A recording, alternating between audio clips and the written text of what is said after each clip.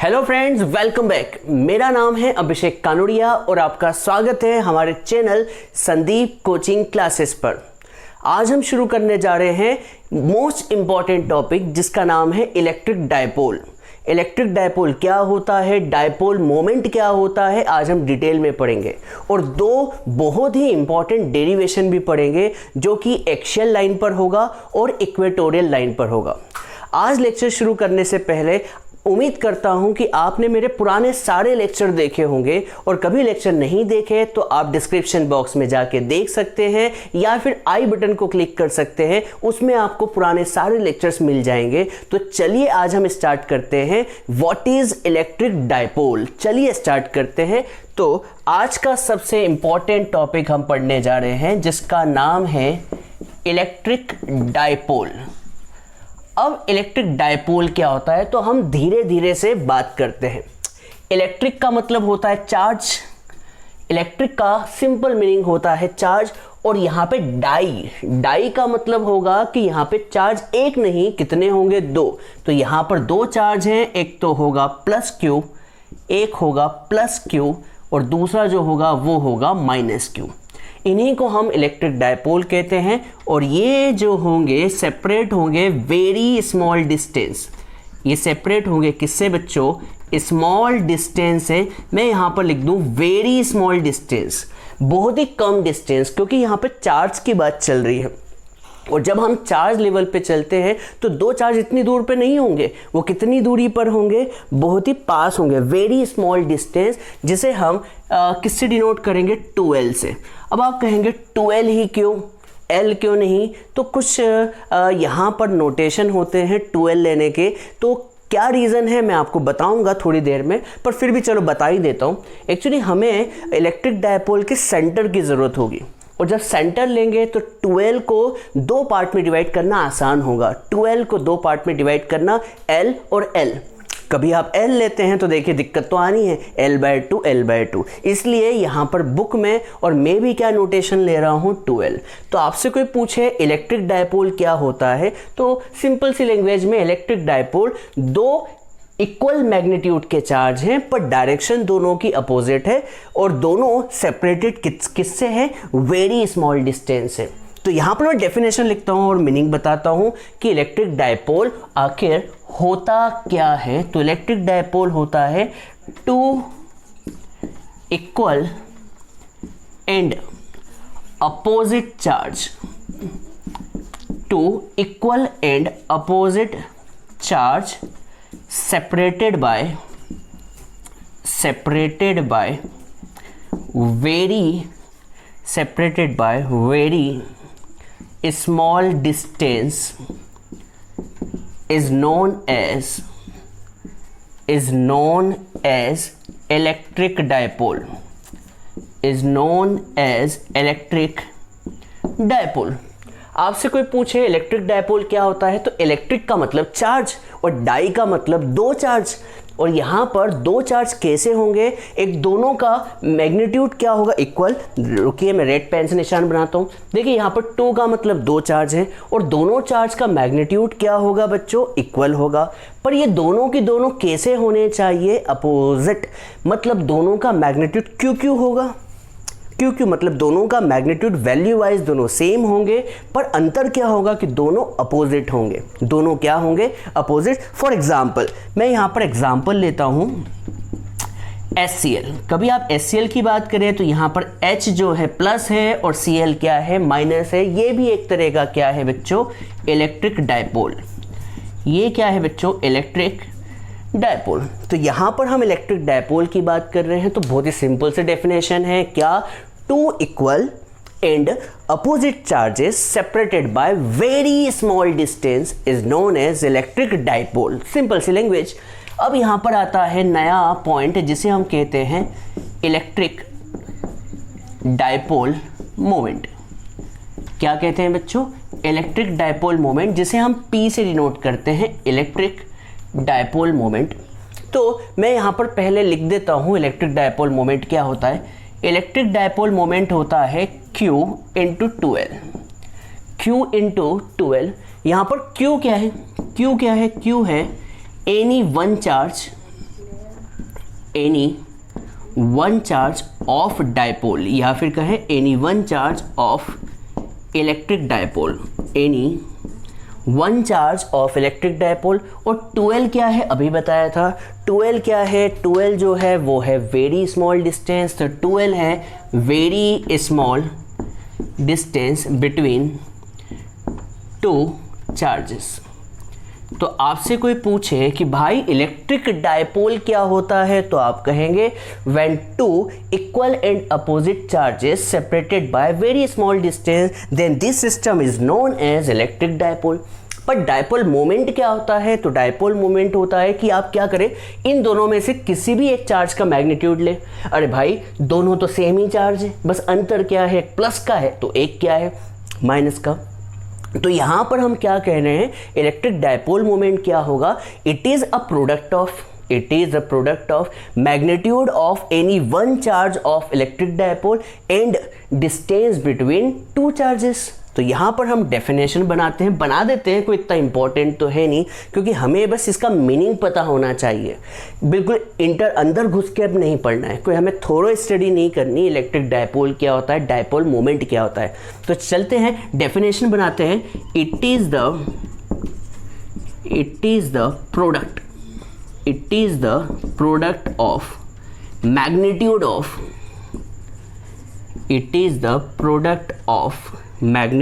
Of any one charge. Any one का मतलब कोई सा भी एक, वैसे सच बताऊं दोनों एक ही तो हैं, बस दोनों में मैग्नीट्यूड सेम है, बस अंतर क्या है, डायरेक्शन का।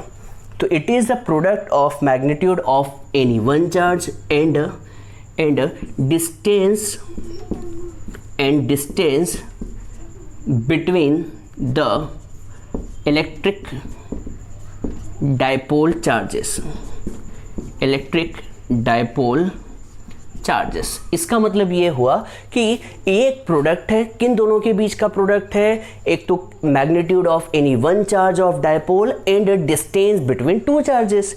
तो यहां पर इसका फॉर्मूला होगा P equals to Q into 2L, और यहां पर ये लिखेंगे it is a vector quantity,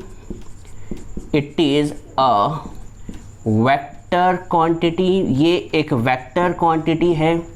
और अगला पॉइंट, इसकी डायरेक्शन हमेशा क्या होती है, माइनस क्यू से प्लस क्यू की तरफ। पी वेक्टर की डायरेक्शन क्या होती है, माइनस क्यू से प्लस क्यू की तरफ। तो लिख ले, its direction is always minus Q two plus Q. याद रखिएगा इसकी डायरेक्शन हमेशा क्या होगी, माइनस क्यू से प्लस क्यू की तरफ। मैं फिर से बना देता हूं, ये रहा माइनस क्यू चार्ज, ये रहा प्लस क्यू चार्ज। हाँ आगे पीछे बना सकते हैं, यहां पर मैंने प्लस क्यू बनाया था, इधर माइनस क्यू, अब इधर मैं माइनस क्यू बना रहा हूं, प्लस क्यू डायपोल है। तो इसकी डायरेक्शन हमेशा क्या होगी, माइनस क्यू से प्लस क्यू की तरफ। याद रखिएगा ये इंपॉर्टेंट पॉइंट है। तो इलेक्ट्रिक डायपोल तो बहुत ही सिंपल सी सिर्फ डेफिनेशन है, जिसका मीनिंग पता हमें होना चाहिए। कभी हम इसकी यूनिट की बात करें तो बताओ यूनिट क्या बनने वाली है प्यारे बच्चों, इसकी यूनिट बनने वाली है, चार्ज की तो बनेगी कूलम्ब। और 2L हो या 3L हो या 10L हो या 100L हो, है तो लेंथ ही ना। तो यहाँ पर लेंथ की यूनिट क्या होगी, मीटर। तो यूनिट हो गई कूलम्ब मीटर। तो यहाँ पर हम इलेक्ट्रिक डायपोल को पढ़ चुके हैं, इलेक्ट्रिक डायपोल मोमेंट को पढ़ चुके हैं। डायपोल क्या होता है, डायपोल मतलब दो charge plus Q minus Q separated by very small distance. ये हो गया इलेक्ट्रिक डायपोल। आप इसका स्क्रीनशॉट ले ले। अब मैं बहुत ही इंपॉर्टेंट डेरिवेशन पढ़ाने जा रहा हूँ, एक तो एक्सियल लाइन का और एक इक्वेटोरियल लाइन का। आप बने रहिए, मैं आपको आप इसका स्क्रीनशॉट ले ले। अब हम करते हैं एक्सियल लाइन को। चलिए अब हम एक बहुत ही इंपॉर्टेंट डेरिवेशन पढ़ते हैं, और ये इंपॉर्टेंट डेरिवेशन किस पर है, एक्सियल लाइन पर। किस पर है बच्चों, पेन में यहां पर यूज कर लेता हूं, एक्सियल लाइन। अब क्वेश्चन ये है कि यार सर आप एक्सियल लाइन कब से बोल रहे हैं, ये आखिर है क्या, एक्सियल लाइन होती क्या है। तो इसका डेरिवेशन का मीनिंग समझाता हूं मैं। तो यहां पर हम एक एक शब्द पर चलते हैं। आपको इलेक्ट्रिक फील्ड निकालनी है। क्या निकालनी है, इलेक्ट्रिक फील्ड। वो भी कहां पर निकालनी है, एक्सियल लाइन पर निकालनी है। और ड्यू टू इलेक्ट्रिक डायपोल, अभी भी नहीं आया तो धीरे धीरे समझाता हूँ, टेंशन वाली बात मत रखो, एक एक बात क्लियर करूँगा।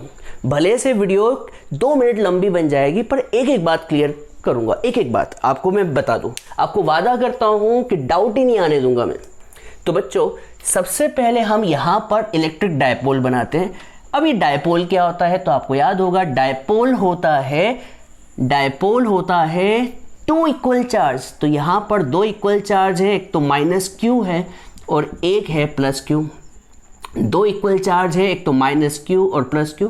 अब आपका क्वेश्चन होगा सर प्लस क्यू लेफ्ट में बनाए कि माइनस क्यू लेफ्ट में बनाए, कोई फर्क नहीं पड़ता भाई, लेफ्ट में बनाओ या राइट में, ये तो डायपोल है। डायपोल मतलब 2 चार्ज होंगे इक्वल मैग्नीट्यूड के। तो यहाँ पर मैं इस पॉइंट को ले लेता हूँ ए दे देता हूँ और इस पॉइंट को दे देता हूँ बी। अब आपको बताया था मैंने कि ये डायपोल है और डायपोल जो होते हैं सेपरेटेड होते हैं बहुत ही स्मॉल डिस्टेंस से।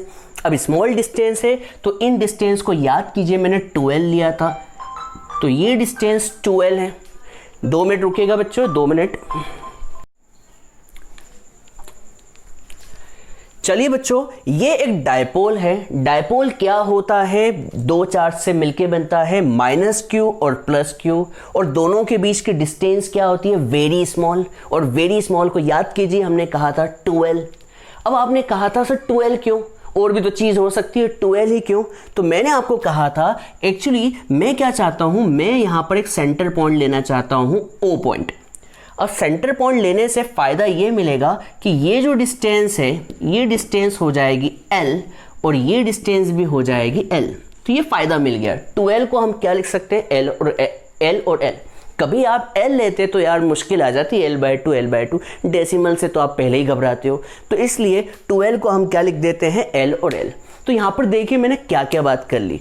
यहाँ पर इलेक्ट्रिक डायपोल का मतलब समझा दिया। डायपोल क्या होता है, minus Q plus Q separated by very small distance 12 को हमने L और L लिख दिया सेंटर से। अब ये एक्सियल लाइन क्या होती है, नई चीज़ क्या है एक्सियल लाइन।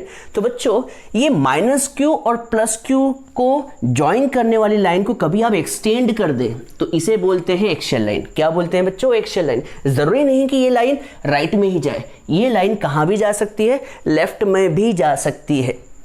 तो इस लाइन को हम क्या बोलते हैं, एक्सियल लाइन। ये लाइन एक्सियल लाइन है। और ये एक्सियल लाइन कहाँ तक जाएगी बच्चों, एक्सियल लाइन इन्फिनिटी तक जाएगी। कहाँ तक जाएगी, इन्फिनिटी। ये लाइन कहाँ तक जाएगी प्यारे बच्चों, ये लाइन जो जाने वाली है, ये लाइन जो जाने वाली है कहाँ तक जाएगी बच्चों, इन्फिनिटी तक। इस लाइन को हम क्या बोलते हैं प्यारे बच्चों, इस लाइन को हम बोलते हैं एक्सियल लाइन। अब हम एक्सियल लाइन पर जाती तो इन्फिनिटी तक है, तो हमने इस लाइन पर एक पी पॉइंट मान लिया। क्या मान लिया, पी पॉइंट। क्या मान लिया बच्चों, पी पॉइंट। और इस पी पॉइंट पर एक टेस्ट चार्ज मान लिया क्यू नॉट। क्या मान लिया बच्चों, Q not plus Q not. हमने मान लिया कि ये जो पी पॉइंट है ओ से कितनी दूरी पर है, आर दूरी पर है। हमने मान लिया कि जो पी पॉइंट है, अरे यार अब आप कहेंगे कि सर ये ओ से ही क्यों लिया आर। देखिए यहाँ पर 2 लोग हैं, एक तो प्लस क्यू है और एक माइनस क्यू है। कभी आप प्लस क्यू से आर ले लेते तो माइनस क्यू बुरा मानेगा, मतलब मैं जनरली बता रहा हूँ, और कभी माइनस क्यू से ले ले तो प्लस क्यू बुरा मान जाएगा। तो डिसाइड ये हुआ कि ना माइनस क्यू से डिस्टेंस लेते हैं ना प्लस क्यू से डिस्टेंस लेते हैं। डिस्टेंस चलो किससे ले लेते हैं, दोनों के बीच से। तो यहाँ से बीच का रास्ता निकलता है ना, तो हमने यहाँ पर डिस्टेंस जो ली है वो कहाँ से ली है, बीच से ली है, तो आर डिस्टेंस ली है। अब आप अपना दिमाग लगाओ, मैं दिमाग से ही ब्लू पेन से लिख देता हूँ। आपसे पूछना चाहूँगा अपना मैथ्स लगाए और ये डिस्टेंस बताए कितनी होगी। बताएं क्वेश्चन है। तो देखो ये डिस्टेंस है आर, आर में से ये एल डिस्टेंस माइनस हुई तो बच्चों ये डिस्टेंस क्या बचेगी, आर माइनस एल। सोचें ये डिस्टेंस है आर और ये डिस्टेंस एल है, तो बची हुई डिस्टेंस क्या होगी, आर माइनस एल। अब सोचे माइनस क्यू से डिस्टेंस क्या होगी, माइनस क्यू से डिस्टेंस क्या होगी। तो माइनस क्यू से डिस्टेंस निकालने के लिए देखिए ये डिस्टेंस है आर और आर में ऐड क्या कर दे एल, तो ये डिस्टेंस क्या हो जाएगी प्यारे बच्चों, आर प्लस एल। क्या हो जाएगी प्यारे बच्चों, आर प्लस एल। ठीक है, तो अब आपको बता दूं कि हमें क्या करना है, हमें इस P पॉइंट पर इलेक्ट्रिक फील्ड निकालनी है। हमें क्या करना है, इस P पॉइंट पर इलेक्ट्रिक फील्ड निकालनी है, वो भी किसके कारण, एक तो प्लस क्यू के कारण और एक माइनस क्यू। प्लस क्यू क्या है और माइनस क्यू क्या है, इसी को तो हम कहते हैं डायपोल। उम्मीद करता हूँ बात समझ में आ गई होगी। ठीक है, तो सबसे पहले हम निकालते हैं इलेक्ट्रिक फील्ड। क्या निकाल रहे हैं बच्चों? इलेक्ट्रिक फील्ड निकाल रहे हैं किस पर? 8 पॉइंट P।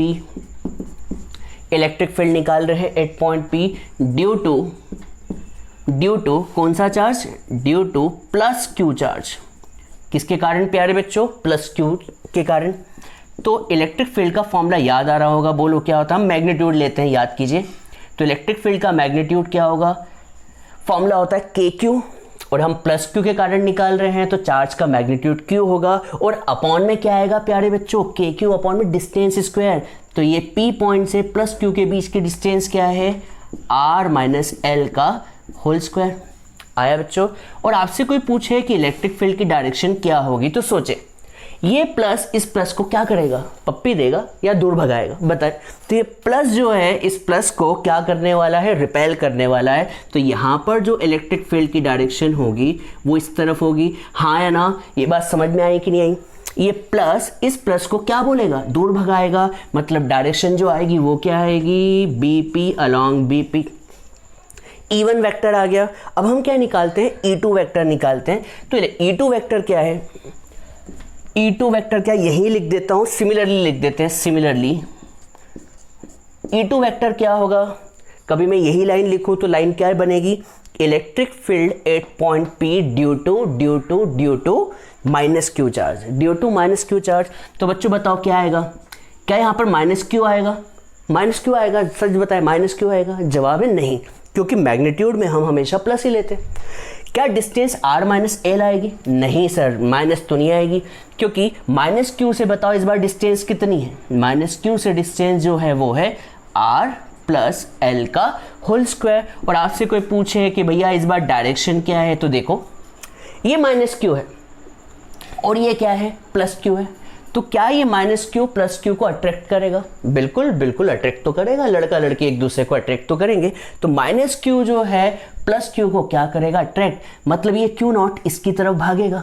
तो इस बार इलेक्ट्रिक फील्ड की डायरेक्शन जो होगी वो इस डायरेक्शन में होगी। हाँ या ना? मतलब डायरेक्शन क्या होगी? PA along PA। आपको ये बात समझ में आई होगी। ये डायरेक्शन का ही तो खेल है। इलेक्ट्रिक फील्ड इंटेंसिटी या फिर इलेक्ट्रिक फील्ड में मेन चीज होती है डायरेक्शन। तो यहां पर देखें E1 की डायरेक्शन क्या थी? इस तरफ, क्योंकि प्लस प्लस को रिपेल कर रहा था। और यहां पर माइनस Q और प्लस के बीच डायरेक्शन जो होगी इस तरफ, क्योंकि ये प्लस Q इसको क्या कर रहा है? माइनस Q इस प्लस Q को क्या कर रहा है? अट्रैक्ट कर रहा है। आया बच्चों? अब आपसे पूछना चाहूंगा कि टोटल इलेक्ट्रिक फील्ड क्या होगी? तो total electric field 8 point P due to dipole. तो डाइपोल के कारण इलेक्ट्रिक फील्ड क्या होगी? तो E मान लेते हैं। तो E इक्वल्स टू क्या होगा? अब आपसे पूछता हूं, यहां पे अलग डायग्राम बना देता हूं। चलो मैं पूछना चाह रहा हूं, E1 इस डायरेक्शन में है, P पॉइंट यहां पर है, E2 इस डायरेक्शन में है। तो क्या ये दोनों वेक्टर एड होंगे या सब्ट्रैक्ट होंगे? सोच के बोलना। देखिए मैं आपको समझाता हूं। मान लीजिए ये एक कार है। इस कार पर एक आदमी 10 न्यूटन से खींच रहा है और दूसरा आदमी उस तरफ जो है वो 4 न्यूटन से खींच रहा है। तो बताओ किस तरफ फोर्स ज़्यादा है? तो आप कहेंगे सर 10 वाला।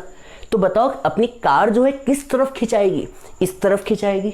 वो भी कितने न्यूटन से? तो जवाब है 6 न्यूटन से। 10 माइनस 4 इक्वल्स टू कितना? 6 न्यूटन। अब क्वेश्चन ये उठता है माइनस क्यों हुआ? माइनस इसलिए हुआ क्योंकि दोनों की डायरेक्शन अपोजिट है। तो E वेक्टर इक्वल्स टू क्या होगा? E2 minus E1। क्या होगा बच्चों? E2 minus E1। पर एक क्वेश्चन और मैं पूछ लेता हूं, क्योंकि मेरा पढ़ाने का मकसद यही है कि बच्चे भले से सामने ना बैठे हो पर उनके सारे डाउट यहीं क्लियर हो जाए। मतलब मैं खुद ही क्वेश्चन अपने आप से पूछूं, जिस तरह से आप पूछते हैं मैं खुद ही क्वेश्चन पूछता हूं और सारे जवाब भी खुद ही दे डालता हूं। तो देखिए अब आप कहेंगे सर माइनस होगा। अब क्वेश्चन ये उठता है कि E2 माइनस E1 होगा या E1 माइनस E2। तो जिस तरह से हमने 10 और 4 में से किसे माइनस किया था? बड़े में से छोटे को। 10 में से 4 को माइनस किया था।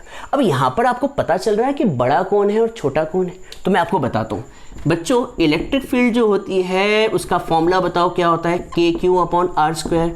मतलब इलेक्ट्रिक फील्ड इंटेंसिटी जो होती है डिस्टेंस के इन्वर्सली प्रोपोर्शनल होती है। हाँ है ना? डिस्टेंस के इन्वर्सली प्रोपोर्शनल, मतलब जिसकी डिस्टेंस कम होगी उसकी इलेक्ट्रिक फील्ड ज़्यादा होगी। तो बच्चों बताओ डिस्टेंस किसकी कम है? ये वाली बोले तो E1 वाली, हाँ या ना? ये वाली जो वैल्यू है वो क्या है? वो कम है। R जितना कम होगा इलेक्ट्रिक फील्ड उतनी ही ज़्यादा होगी। तो डिस्टेंस कौन सी वाली कम है? ये वाली, मतलब E1 वाली, इसलिए क्या होगा? E1 minus E2। उम्मीद करता हूँ ये बात आपको समझ में आ गई होगी। E1 में से E2 मैं माइनस कर रहा हूँ, E1 में से E2 को माइनस कर रहा हूँ, तो मैं कॉमन ले रहा हूँ। E1 में से क्या कॉमन आ रहा है? E1 और E2 में से KQ कॉमन आ रहा है। ठीक है, जगह कम रहती है इसलिए हम शॉर्ट में करते हैं। और डिस्टेंस कितनी है? 1 अपॉन R माइनस L, और यहाँ पर है 1 अपॉन R प्लस L का होल स्क्वायर। ठीक है, तो इक्वल्स टू यहाँ पर KQ एज इट इज़। मैं यहाँ पर क्या लेने जा रहा हूँ? एलसीएम लेने जा रहा हूँ। तो बच्चों एलसीएम क्या आएगा? R माइनस एल का होल स्क्वायर और R प्लस एल का होल स्क्वायर। ये एलसीएम आ गया। अब एलसीएम आया तो ये क्वांटिटी 1 से मल्टीप्लाई होगी तो कितनी हो जाएगी? वो R प्लस एल का होल स्क्वायर, और ये क्वांटिटी इस तरफ मल्टीप्लाई होगी तो क्या हो जाएगा? R माइनस एल का होल स्क्वायर। अब तो मैथ्स है, मेन चीज़ तो ये थी डायग्राम। मेन चीज़ क्या थी? डायग्राम। ठीक है, इक्वल्स टू KQ। अब ऊपर देखें तो ऊपर क्या हो रहा है? ऊपर आइडेंटिटी लग रही है, बोलो क्या लगेगी? A स्क्वायर, अरे भाई A square plus B square plus 2AB, A square plus B square plus 2AB। और यहाँ पर क्या लगेगी? A square plus B square minus 2AB। पर माइनस होने की वजह से यहाँ पर सारी चीज़ें क्या हो जाएगी? अपना साइन चेंज कर देगी। अब क्वेश्चन उठता है क्या बोल रहे हैं सर, समझ नहीं आया। A माइनस बी का होल स्क्वायर क्या होता है? A square plus B square minus 2AB। पर आप देखें यहाँ पर मैंने सबके साइन चेंज कर दिए। क्यों कर दिए? क्योंकि आगे क्या लिखा हुआ था? माइनस लिखा हुआ था। ये बात समझ में आ गई होगी। अब बच्चों ये स्क्वायर है तो हम इसे लिख सकते हैं R minus L, R plus L का होल स्क्वायर। बिल्कुल लिख सकते हो सर, आपके हाथ में पेन है, आप कुछ भी कर सकते हो। नहीं बच्चों, मैं बिल्कुल जेन्युइन चीज़ लिख रहा हूँ।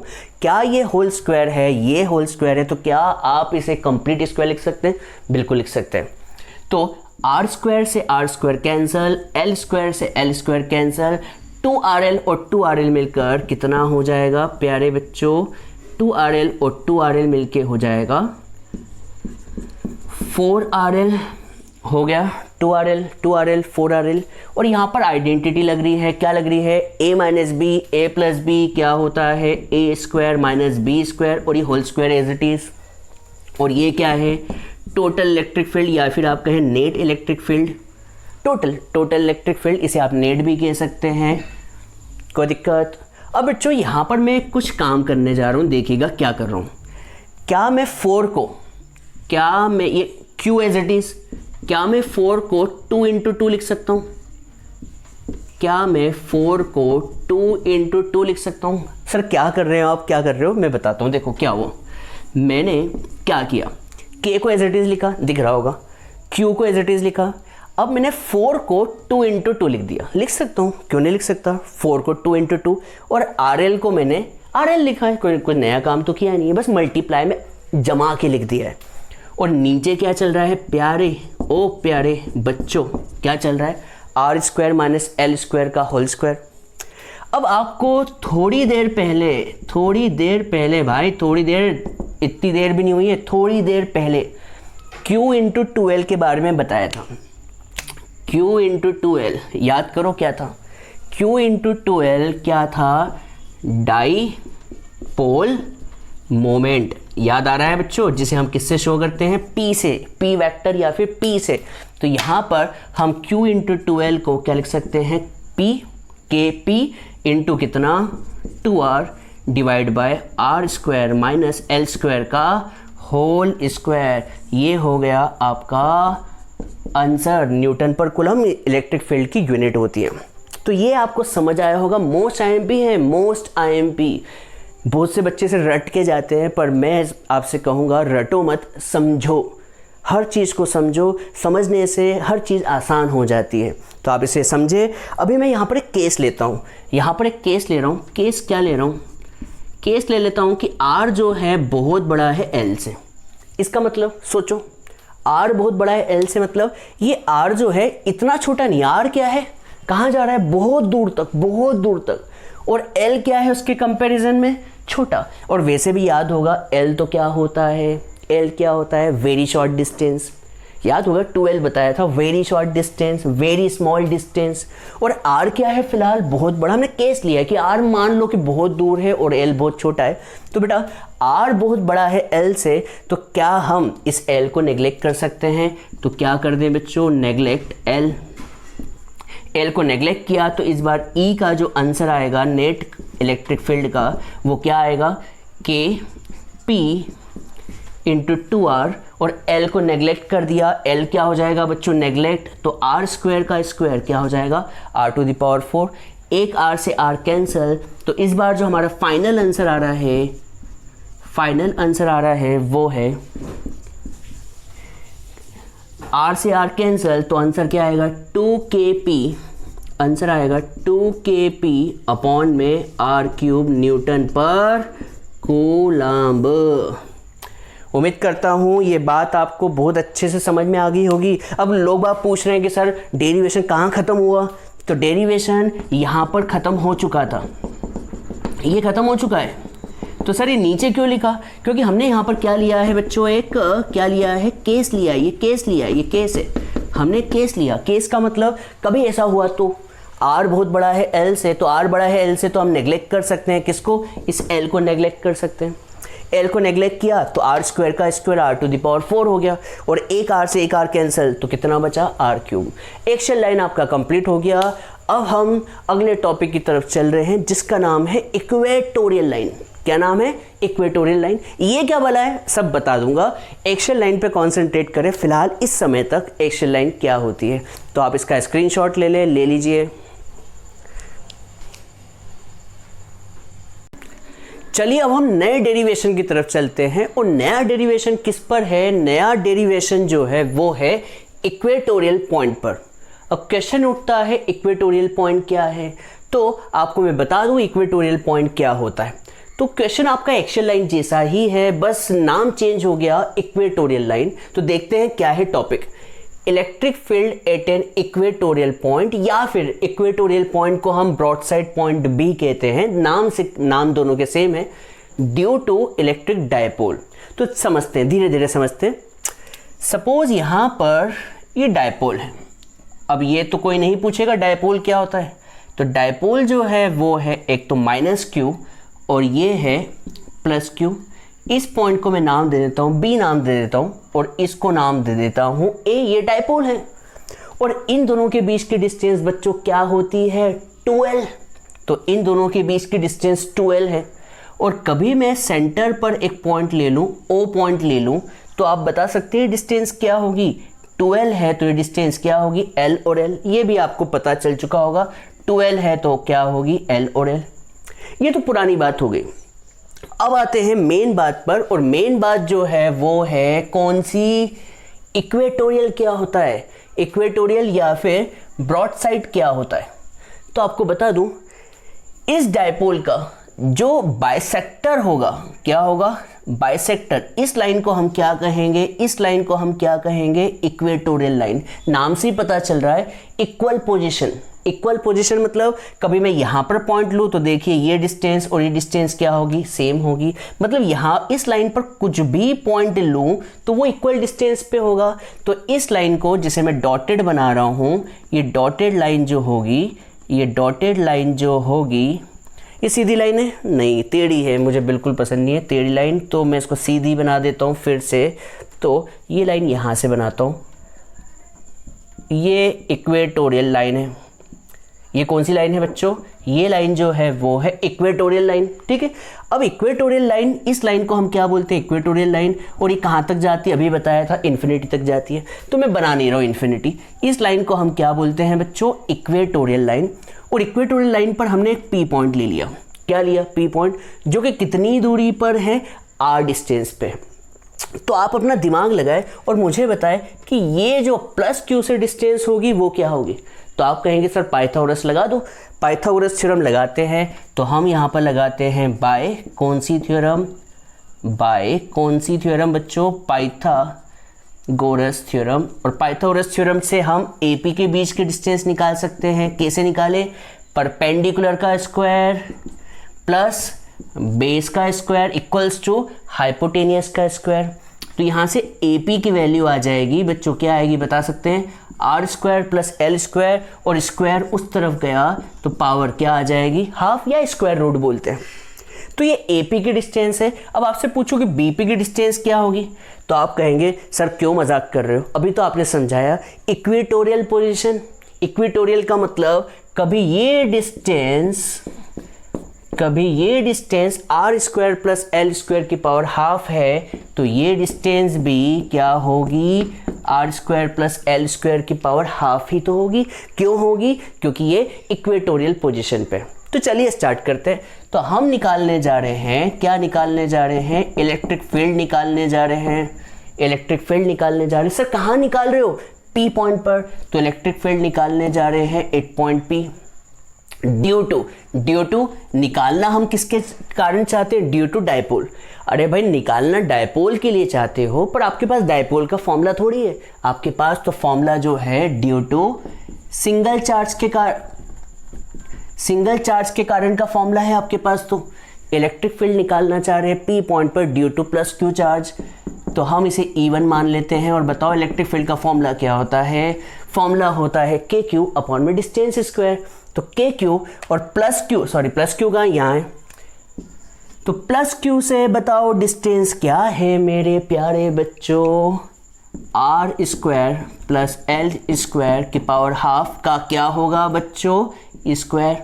नहीं आया समझ में, फॉर्मूला क्या होता है ये तो पता होना चाहिए। फॉर्मूला होता है KQ अपॉन में डिस्टेंस का स्क्वायर, और डिस्टेंस क्या है, r square plus l square की पावर हाफ।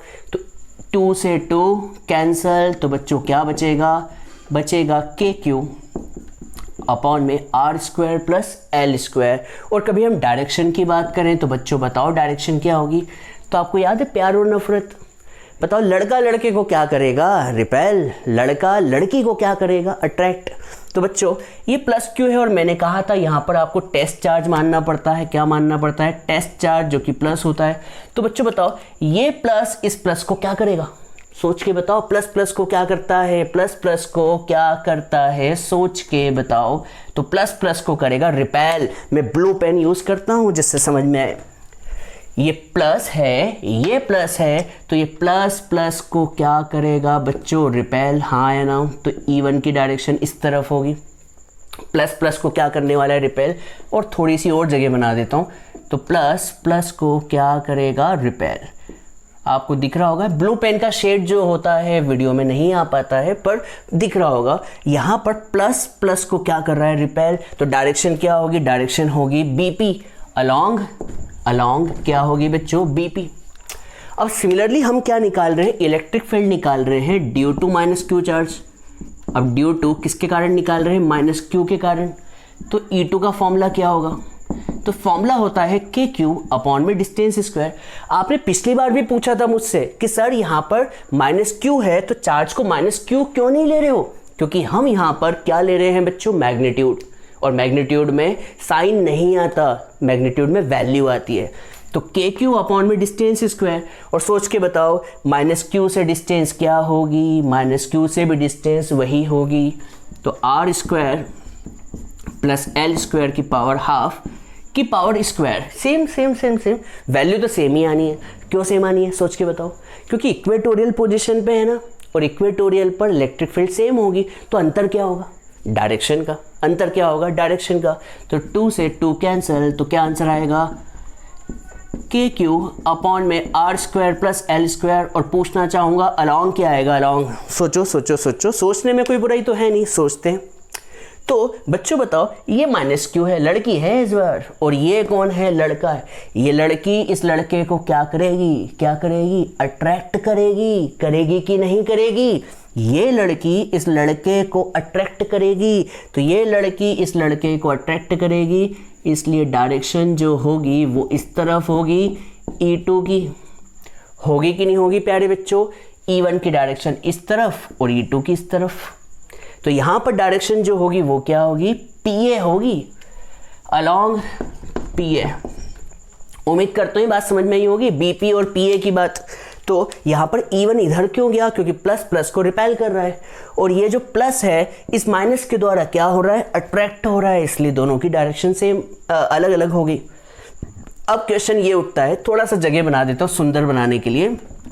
यहाँ पर मैं प्लस Q0 लिख देता हूँ जिससे जगह बन जाए, और इसको भी थोड़ा सा छोटा लिख देता हूँ क्योंकि इसका काम तो हो चुका है। इसको छोटा सा लिख देता हूँ, R² प्लस L² की पावर हाफ, है ना। जगह अच्छा सुंदर दिखना चाहिए, नहीं तो मज़ा ही नहीं आएगा समझने में।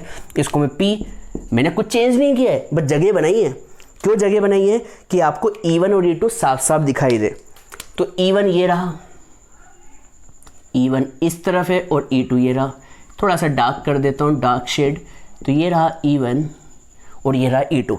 अब मैं पूछना चाह रहा हूँ, हमें टोटल इलेक्ट्रिक फील्ड निकालनी है। क्या निकालनी है? टोटल इलेक्ट्रिक फील्ड निकालनी है। तो टोटल इलेक्ट्रिक फील्ड कैसे निकलेगी? तो बताएं। Total electric field at point P due to dipole. Dipole कहें या इलेक्ट्रिक डायपोल, समझ जाएं, क्योंकि इलेक्ट्रिक डायपोल की बात चल रही है। तो बच्चों बताओ, क्या E1 और E2 डायरेक्ट एड हो सकते हैं? हो सकते हैं क्या? नहीं हो सकते भाई, नहीं हो सकते। क्यों नहीं हो सकते? क्योंकि E1 और E2 अलग अलग डायरेक्शन में है, और अलग अलग डायरेक्शन में कभी वेक्टर क्वांटिटी हो तो डायरेक्ट एड नहीं हो सकती। आपको इनका क्या निकालना होता है? रिजल्टेंट। रिजल्टेंट निकालने के लिए आप क्या करते हैं? इसे कंपोनेंट में ब्रेक करें। याद करें, क्लास 11th में कंपोनेंट में ब्रेक करना आपको सिखाया होगा, जिसे हम रिजोल्यूशन कहते हैं, रिजॉल्व करना। चलो सीखते हैं क्या है। देखिए, सपोज मैंने इस एंगल को थीटा मान लिया थीटा। तो आपसे पूछता हूं, मैथ्स के धुरंधरों बच्चों, बताओ ये थीटा है, तो बताओ ये एंगल के बारे में आपकी क्या राय है? थीटा ही होगा। क्यों? बताओ, सोच के बताओ। Alternate interior angle. अब बताओ, ये E2 इस एक्सिस के साथ थीटा एंगल बना रहा है, तो ये कंपोनेंट क्या होगा प्यारे बच्चों? E2 cos थीटा होगा कि नहीं होगा? क्लास 11th पढ़ी है कि नहीं? नहीं पढ़ी तो एक बार देख लो, बुक में लिखा हुआ है। जिस एक्सिस के साथ एंगल बने उस कंपोनेंट को E2 का कंपोनेंट क्या होगा? E2 cos थीटा होगा। और बचा हुआ कंपोनेंट जो होगा, जो नीचे की तरफ जाएगा, वो होगा E2 sin थीटा। होगा कि नहीं होगा बच्चों? E1 cos थीटा और E2 sin थीटा। ये हो गया। अब आपसे पूछूं, ये थीटा है तो ये भी थीटा ही होगा। क्यों थीटा होगा? सोच के बताओ। क्योंकि ये कौन सा ट्राइंगल दिख रहा है? आइसोसेलेस ट्राइंगल, और आइसोसेलेस ट्राइंगल की दो साइड इक्वल है, तो अपोजिट एंगल भी क्या होंगे? इक्वल ही होंगे। ये थीटा है तो इसको थीटा होना ही पड़ेगा। अब बच्चों ये थीटा है तो बताओ इस एक्सिस के बारे में आपका क्या है कहना है? ये एंगल भी थीटा होगा। क्यों? Corresponding angle. अब सोच के बताओ, ये E1 इस एक्सिस के साथ थीटा एंगल बना रहा है, तो ये कंपोनेंट क्या होगा? E1 cos theta. होगा कि नहीं होगा प्यारे बच्चों? E1 cos theta. ये डायपोल को हटा देता हूं, जगह कम पड़ गई है। तो ये हो गया E1 cos थीटा। अब इसका ये वाला कंपोनेंट जो होगा, जो ऊपर की तरफ जा रहा है, इसको E2 को मैं ऊपर या इस जगह डाल देता हूँ, E2। ये वाला कंपोनेंट जो होगा, ये ऊपर जा रहा है, वो क्या होगा? E2 sin theta. तो बच्चों वेलकम टू क्लास 12th। याद रखिएगा, आप क्लास 12th में आ चुके हैं। इतना आसान नहीं है क्लास 12th। रिजोल्यूशन आना चाहिए। क्लास 11th आपका बेसिक था। कितना भागोगे आप? कितना भागोगे बेसिक से? बेसिक आएगा तो ही तो आप अच्छे से परफॉर्म कर पाओगे। तो बच्चों E2 का कंपोनेंट E2 cos थीटा, और ये कंपोनेंट क्या हो गया? E2 sin theta. हाँ है ना? अब सोच के बताओ, E2 sin थीटा और E2, ये इसका नाम E1 है। सॉरी गलती हो गई है, ये E1 था। तो ये E1 cos थीटा हुआ, और ये क्या हो जाएगा बच्चों? E1 sin theta. सॉरी। अब बच्चों बताओ, E1 sin थीटा और E2 sin थीटा के बारे में आपकी क्या राय है? ये दोनों एक दूसरे को क्या कर देंगे? कैंसिल। पूछो क्यों? क्योंकि देखो, E1 की वैल्यू और E2 की वैल्यू सेम है। E1 और E2 सेम है, तो ये कंपोनेंट और ये कंपोनेंट अपोजिट डायरेक्शन में होने की वजह से कैंसिल हो जाएंगे। सर कैसे कैंसिल होंगे? मान लो एक कार है, कार पर एक आदमी 5 न्यूटन से इस तरफ फोर्स लगा रहा है, और एक और आदमी 5 न्यूटन से इस तरफ फोर्स लगा रहा है, तो कार किस तरफ मूव होगी? जवाब है कहीं मूव नहीं होगी, वो रेस्ट में रहेगी, क्योंकि दोनों ने एक दूसरे को कैंसिल कर लिया है। तो यहाँ पर क्या लिखेंगे? E1 sin थीटा और E2 sin theta cancel each other. तो यहाँ पर E1 sin थीटा और E2 sin थीटा ने एक दूसरे को क्या कर लिया है? कैंसिल कर लिया है। पर क्या E1 cos थीटा और E2 cos थीटा कैंसिल कर पाएंगे? जवाब है नहीं, क्योंकि दोनों की डायरेक्शन क्या है? सेम है। सिंपल सी बात, एक कार को 5 न्यूटन से एक लड़का धक्का लगा रहा है और दूसरा लड़का भी 5 न्यूटन से धक्का लगा रहा है सेम डायरेक्शन में। तो बताओ कार कितने न्यूटन से आगे बढ़ेगी? तो जवाब है 5 + 5 10 न्यूटन। तो टोटल इलेक्ट्रिक फील्ड जो होगी वो किसकी वजह से मिलके बनेगी? E1 cos थीटा प्लस, ये मैग्नीट्यूड लिख देता हूँ, E1 cos theta plus E2 cos theta. हाँ है ना? उम्मीद करता हूँ ये बात आपको समझ में आ गई होगी। रुकिएगा, थोड़ा पसीना पोंछ लूँ। तो E1 cos theta plus E2 cos theta, ये बात आपको समझ में आ गई होगी। अब बच्चों E1 और E2 इक्वल है, अभी बताएं। E1 किसके इक्वल है? E2 के, है ना? तो E1 cos theta plus E1 cos theta को मैं क्या लिख सकता हूँ? 2E1 cos theta. क्यों लिख सकता हूँ? क्योंकि E2 भी तो E1 ही है। अब ये 2E1 cos थीटा हो गया, और E1 की वैल्यू बच्चों कितनी है बताओ? E1 की वैल्यू है KQ अपॉन में R² प्लस L², है कि नहीं बच्चों? KQ अपॉन में R² प्लस L²। और cos थीटा क्या होता है बच्चों? cos थीटा होता है बेस अपॉन हाइपोटेनियस, बचपन से पढ़ा हुआ है। तो कभी हम इस एंगल की बात करें तो एंगल के सामने वाला परपेंडिकुलर, है ना? एंगल के सामने वाला परपेंडिकुलर, और ये क्या होगा? बेस। तो बेस हुआ L और हाइपोटेनियस ये होगा। तो बेस होगा L और हाइपोटेनियस होगा R² प्लस L² की पावर हाफ। हाँ है ना? तो सोचो क्या होने वाला है फाइनल आंसर? फाइनल आंसर होगा, मैं K को आगे लिख लेता हूँ और अंदर थोड़ा सा रीअरेंजमेंट कर देता हूँ। Q को एज इट इज़ लिखा और 2L को मैंने पास में लिख दिया। देखिए मैंने वही लिखा है, K Q 2L, और R² प्लस L² की पावर 1 है, और यहाँ पर R² प्लस L² की पावर हाफ है। तो टोटल मिलके हो जाएगा R² प्लस L² की पावर 3/2। हाँ है ना?